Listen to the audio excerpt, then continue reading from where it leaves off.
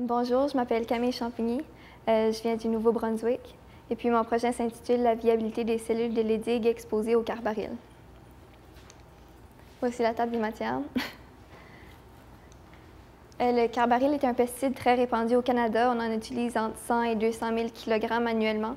C'est utilisé contre une multitude de pestes, puis aussi sur plusieurs plantes. Celui-ci a déjà été associé à plusieurs troubles de reproduction. Par exemple, après 3 générations de rats de laboratoire exposés au carbaryl, le taux de mortalité a augmenté. Puis, celui-ci interfère avec la production d'hormones chez les cellules lutéinisées de la granulosa qui se retrouvent au niveau de l'ovaire.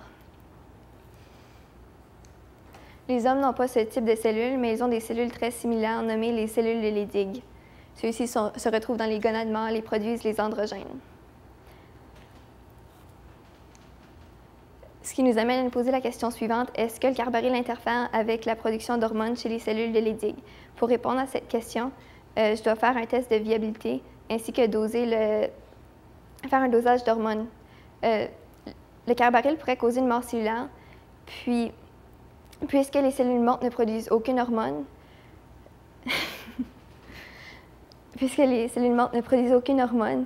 le carbaryl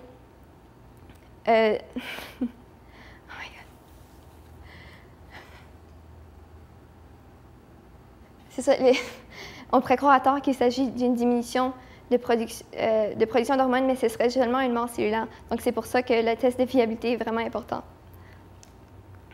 Donc, l'objectif de mon projet, c'est seulement de déterminer la viabilité des cellules. Ceci sera fait via un test qui mesure la présence d'un composé fluorescent qui est présent seulement lorsque le système métabolique des cellules est actif. Puis, mon hypothèse de départ est que le carbaryl ne va pas interférer avec la viabilité des cellules. Voici mes produits et mon matériel. Les cellules sont toujours incubées à 37 degrés Celsius avec 5 de gaz carbonique. Elles baignent dans un milieu de culture type Weymouth qui comprend 15 de sérum de cheval afin qu'elles aient tous les nutriments essentiels. La trypsinisation. Le milieu est retiré puis 2 doses de trypsine sont ajoutées. La première est pour les laver et la deuxième pour qu'elles se détachent vraiment du flacon. Le tout est incubé 2 à 3 minutes, puis la réaction est complétée avec l'ajout du milieu de culture. Donc, cette solution de trypsine était faite à base d'une enzyme qui dégrade les protéines de surface. Celle-ci est sécrétée par le pancréas et dégrade les protéines dans l'intestin grêle lors de la digestion.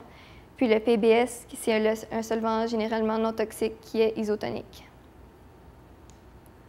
Les cellules sont comptées parce qu'il faut obtenir 30 000 cellules par 200 microlitres afin de les distribuer dans chaque puits. Le flacon est remué parce que là, les cellules forment des grumeaux blancs visibles à l'œil nu. Donc, un coup que les cellules sont dispersées uniformément, une goutte est distribuée entre une lame et une lamelle quadrillée appelée un hémacytomètre. Au microscope, le nombre de cellules contenues dans 16 cases qui représentent 0,1 microlitre est compté. Donc, il y a 1,6 million de cellules contenues par millilitre, donc il faut avoir une dilution. Donc, 5 millilitres du milieu contenant les cellules est dilué avec 37,7 millilitres du milieu qui ne contient aucune cellule. Donc, 200 microlitres du milieu final est pipetté dans 64 puits. À présent, il y a 30 000 cellules dans chaque puits, mais après 72 heures d'incubation, puisque les cellules continuent à se doubler aux 48 heures, et chaque puits contiendra 120 000 cellules. Donc, 24 heures plus tard, le milieu dans lequel baignent les cellules est tout simplement changé, donc 100 microlitres du nouveau milieu est ajouté sur les cellules, afin de leur donner d'autres nutriments. Les solutions de carbaryl sont préparées.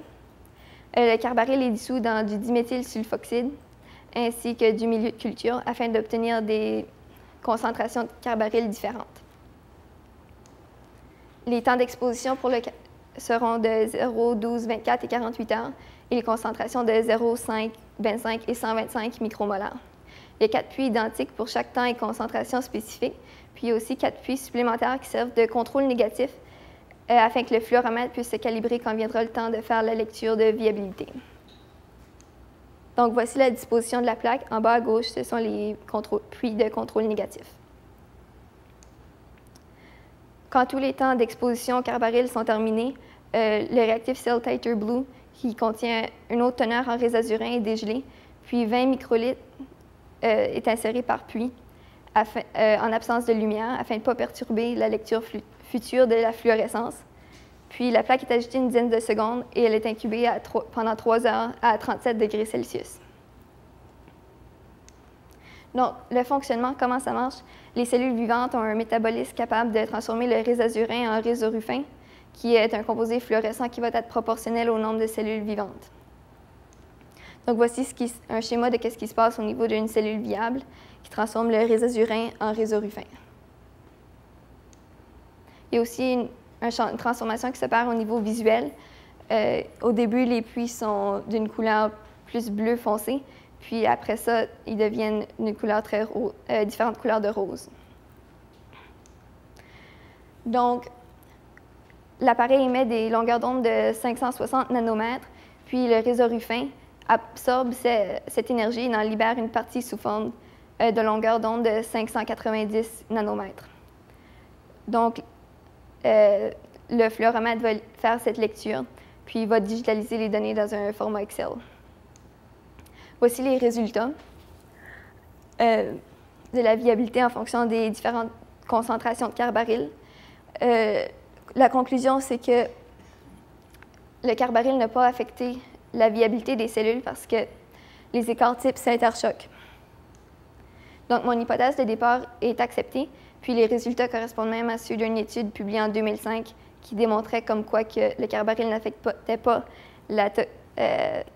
n'imposait pas de toxicité évidente chez les cellules lutéinisées de la granulosa, qui sont ceux de l'ovaire. Toutefois, il y a eu une diminution de la production de la viabilité non associée au carbaryl. Le tableau démontre la viabilité en fonction du temps pour 0 micromolaire de carbaryl. Donc, il y a une diminution non associée au carbaryl. Donc, si un dosage de progestérone était effectué, il y aurait une baisse en fonction de la production en fonction du temps.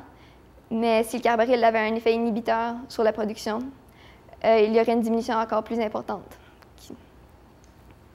Donc, les résultats trouvés dans mon projet vont permettre de poursuivre les recherches et de trouver si le carbaryl affecte la production d'hormones chez les cellules de Leydig et d'approfondir les connaissances dans ce domaine. J'aimerais remercier mon mentor, Dr Martin, puis mon enseignant et mes parents. Merci, Camille. Any questions for Camille? Pierre Moulin.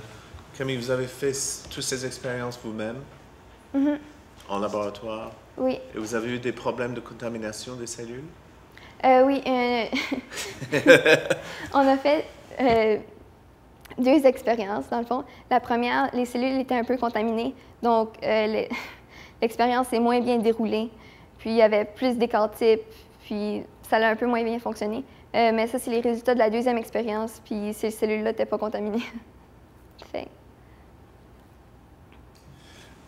Vous avez utilisé des doses de pesticides, donc est-ce que vous diriez que ces doses sont normalement celles auxquelles les gonades seraient exposées dans un environnement, par exemple, qui utilise des pesticides ou exposé aux pesticides? En d'autres termes, quel est le lien des doses que vous avez utilisées au laboratoire avec les doses auxquelles on pourrait imaginer que les gonades sont normalement exposées, par exemple, dans le cours du travail d'un fermier?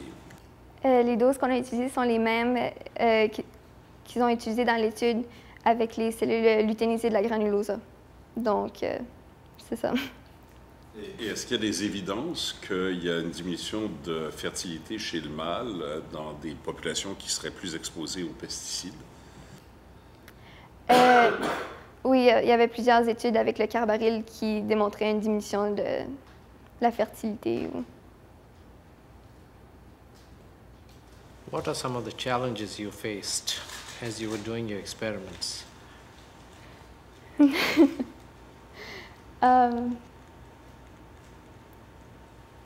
I don't, could you be more specific? Yeah, so when you were trying to get your mentor to work with you on these experiments, what are some of the challenges that you faced as you were going through this work? Oh, En français? Do you want to translate my questions? Quelques challenges que vous avez eu pendant vos expériences? mais juste de tout faire l'expérience, c'était comme quelque chose de complètement nouveau pour moi. Puis c'était entièrement tout un défi. Puis j'ai vraiment aimé ça. Et qu'est-ce qui vous a fait choisir ça? Qu'est-ce qui vous a fait choisir ce projet?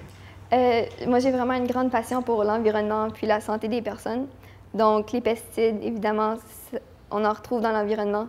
Puis moi, ça m'intéressait de voir leur effet sur la santé humaine ou la santé. And which grade are you in now? 10e année, 10th grade. 10th grade. And do you hope to continue some of this good work you have done? Yeah.